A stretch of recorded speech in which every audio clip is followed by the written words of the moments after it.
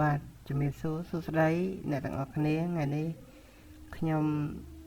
ចេញវីដេអូទាក់ទងជាមួយនឹងគាថាការពារខ្លួននិងបើកលាបបាទខាងស្វែងរកលាបហើយនឹងការពារខ្លួនបាទ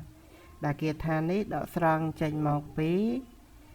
ការព្រះពោធិសត្វកើតជាសត្វក្ងោក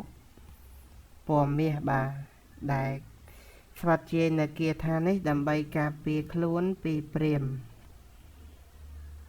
ចឹងគាថានេះមានអានុភាពខ្លាំងពូកែដែលយើងស្វាត់ជាពេលព្រឹកឡើងស្វាត់ជាយើងបែរមុខទៅទិសខាងកើតដែលតំណាងឲ្យការនឹកគុណទៅដល់ព្រះអាទិត្យបាទកុំឲ្យខាតពេលយូរយើងចាប់ផ្ដើមរៀនសូត្រទាំងអស់គ្នាដែលគេថានេះយើងសូត្រ3ចប់ឬ7ចប់ហើយបែរមុខទៅខាងកើត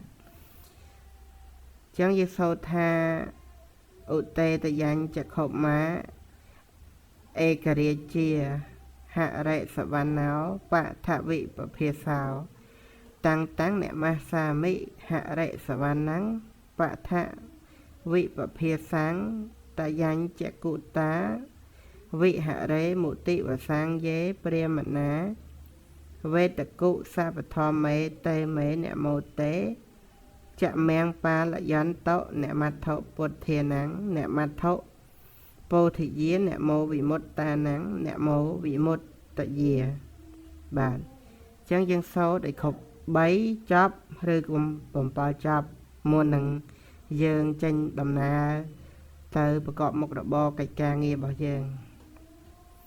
អញ្ចឹងយើងសូត្រម្ដងទៀតមកឧតេតញ្ញចក្ខុមាឯករាជាហរិសវណ្ណោបថវិពភាសោតាំងអ្នកមាសាមិហរិសវណ្ណੰបថវិពភាសាំងតញ្ញចគុតាវិហរេមុតិវសាំងយេព្រាមណាវេតគុសពធមេតេមេនមោតេចមៀងបាលយន្តោអ្នកមត្ថុពុទ្ធានੰអ្នកមត្ថុពោធិយាអ្នកមោវិមុតតានੰអ្នកមោវិមុតតយាបាទចឹងយើងសូត្រអញ្ចឹង3ចប់មកចាំនឹងមានគាថាមួយទៀតសម្រាប់យើងសូត្រនៅពេលដែលព្រះអាទិត្យអស្តង្គតឬក៏នឹងលេចទៅចឹងគាថាដែលយើងកំពុងតែរៀននេះសូត្រនេះដើម្បីការពារខ្លួនក៏ដូចជាស្វែងរកលាភក្នុងមួយថ្ងៃបាទបានន័យថាពីព្រឹករហូតដល់ពីថ្ងៃរះរហូតដល់ថ្ងៃលិចចឹងគាថាមួយទៀតការពារនិងស្វែងរកលាភពីថ្ងៃលិចរហូតដល់ថ្ងៃរះវិញបាទចឹងមាន2គាថាឥឡូវសូមចែកម្លែកគាថាទី1សិនបាទចឹងគាថានឹងបញ្ជាក់ដដែលថាដើម្បីការពារខ្លួនដែលការព្រះពោធិសត្វកើតជាសត្វក្ងោកការពារពីអន្ទាក់អង្គប់របស់ព្រាហ្មណ៍បាទហើយនឹងស្វែងរកចំណីបានសុខអស់មួយពេលបានន័យថាពីថ្ងៃរះរហូតដល់ថ្ងៃលិចបាទអញ្ចឹងគេថានឹងជាការចែករំលែកមួយដ៏ពិសេសទៅដល់ពុកម៉ែបងប្អូនទាំងអស់គ្នាបាទសម្រាប់យកទៅហើយគេថានេះជាគេថាដែលព្រះពោធិសត្វមិនមែនជាគេថាដែលដកមកពីណាទេបាទគឺដកចេញមកពីធម៌បាទការ